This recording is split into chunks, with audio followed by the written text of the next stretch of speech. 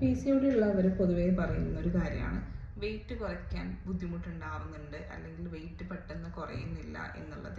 ഇതിൻ്റെ പ്രധാനപ്പെട്ട കാരണം അവരുടെ മെറ്റബോളിസം സ്ലോ ആണ് എന്നുള്ളതും, രണ്ടാമത്തെ കാരണം കൺസിസ്റ്റൻ്റ് ആയിട്ടല്ല അവർ ഡയറ്റും കാര്യങ്ങളും എടുക്കുന്നത് എന്നുള്ളതുമാണ്.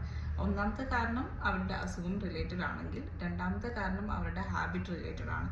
എങ്ങനെയാണ് ഹാബിറ്റ് റിലേറ്റഡ് ആണെന്ന് മനസ്സിലാക്കുക വെച്ചാൽ, നമ്മൾ ഡെയിലി ഒരേ ഡയറ്റല്ല അല്ലെങ്കിൽ കൺസിസ്റ്റൻ്റ് ആയിട്ട് നമ്മൾ ഒരു ഡയറ്റ് ഫോളോ ചെയ്യുന്നില്ല എങ്കിൽ, അതായത് നമ്മൾ ഇടയ്ക്ക് ഡയറ്റ് സ്കിപ്പ് ചെയ്യും, ഇടയ്ക്ക് ഡയറ്റ് റീസ്റ്റാർട്ട് ചെയ്യും, ഇൻ ബിറ്റ്വീൻ എന്തെങ്കിലും ഫങ്ഷൻസ് വരുമ്പോൾ നമ്മൾ ഡയറ്റ് മറന്നിട്ട് അല്ലെങ്കിൽ ഡയറ്റിൽ അല്ലാത്ത ഭക്ഷണങ്ങൾ ആഡ് ഓൺ ചെയ്യുകയൊക്കെ ചെയ്യുമ്പോൾ ഈ പറയുന്ന പോലെ ഹാബിറ്റ് റിലേറ്റഡ് ആയിട്ട് വെയിറ്റ് ലോസ് ആവില്ല.